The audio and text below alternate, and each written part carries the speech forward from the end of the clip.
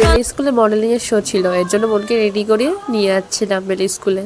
এবার বাড়ির সামনে অটো পাইনি বলে স্কুল মাঠ থেকে টোটো ধরে যাচ্ছে বেলের দিকে।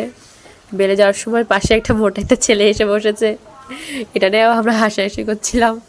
তারপরে ওইখানে পৌঁছে গেছি, ফর্ম ফিল আপ করে ও লাইনে দাঁড়িয়েছিল। এখানে বোন যাবার স্টেজে উঠেছে।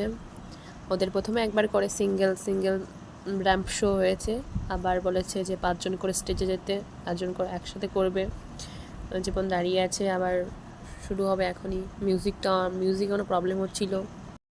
ও তো প্রথম স্টেজে উঠে ভীষণ ভয়ও পাচ্ছিল, তারপরে আস্তে আস্তে নর্মাল হয়েছে।